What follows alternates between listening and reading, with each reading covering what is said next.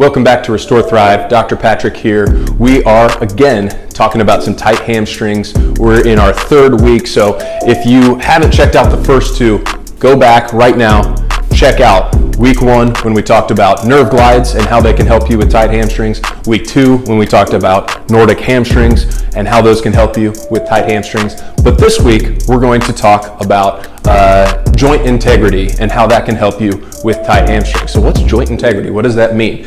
It means hips and that posterior hip. How is that going to affect your hamstrings? If you feel like you have tight hamstrings, oftentimes that third component is the backside of your actual hip joint that can be tight. If that's tight, what that basically does is just basically shuts down your hip from pushing back. Say if you're doing a deadlift, if you're going to jump, a lot of times that can feel like tightness in the hamstring, but really it's actually the hip that's limiting your range of motion. So remember, we're always going to test first. Let's keep the test the same as we did the last 2 weeks. We're going to do our RDL without any weight or anything like that. We're just going to feel where our hamstrings start to feel some stiffness. Don't let those knees drift forward. Don't lock them out. Keep them slightly bent. Send those hips back. I start to feel those hamstrings kick on right about there. We'll keep that in mind as where it feels, and then you guys can tell me where it looks like if we improve after this.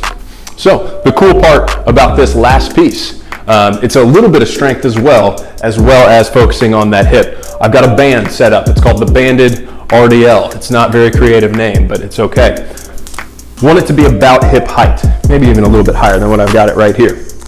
And what we're going to do is we're going to step into it like it's a pair of pants, and you want to get this band as close to that hip joint as possible. And we are going to face the other way. So the band is pulling out, maybe even slightly out at an angle. That's just going to help pull the hip joint in a more natural plane. So we want some good tension on the band. Notice how it's actually just kind of pulling me back a little bit. That's okay, but what I don't want it to do is to pull us up onto our heels. So it shouldn't be pulling us out of balance. We should be able to stand with hips extended and be pretty comfortable at this point, feeling that tension on the band. From here, we're going to do the same thing that we just did. We're not going to let the knees slide forward. We're not going to lock them out. We're going to keep our knees slightly bent, and we're going to drive those hips back, straight back, and you're going to feel whichever hip has the band on it, just a little bit more of a stretch on that side. It might be down the hamstring. It might be more right on the back side of the hip, either one. And maybe a little bit of both. So we're going to do 5 reps on each side, driving those hips straight back. Whenever you start to feel that stretch, squeeze your hips, press your feet into the ground, and stand up. We're going to do 3 more. Doesn't have to be super fast, but it doesn't have to be slow motion, just slow and controlled movement.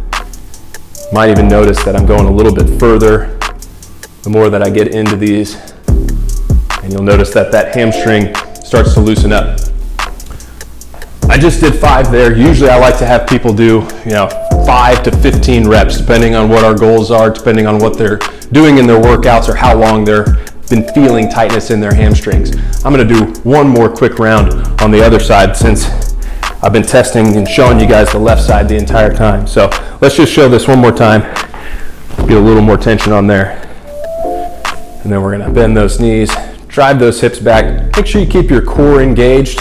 We talk a lot about having a good engaged core. But notice how I've been talking this whole time. You guys are probably like, man, this guy's talking a lot.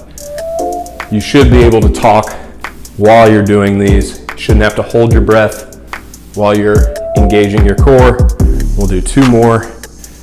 Always got to work both sides. Even if you have one side that feels tighter than the other, it's always good to work both sides neurologically as well as muscularly. Last one, and good. All right, boom. So we did 5 on each side. Let's retest. You guys are the judge at home. Let me know what you think. Driving back. I certainly know it feels a little bit better. And that's where I start to feel a stretch there.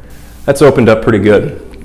So, again, a little bit subjective, but you can see the change from that very first one to the last. Now you put those last 3 weeks together, you put together the nerve glide, you put together the Nordic hamstring, and you put together this banded RDL. really big results can come from that. So 3 small, simple things, combine those together in your training and see what happens. Let us know what you think. If you have questions about this or any of our exercises, comment below. We'd be happy to respond to you. Shoot us an email at info@RestoreThrive, or just look us up, give us a call. RestoreThrive.com is where you can find all of our details. Let us know what you think, and have a good one.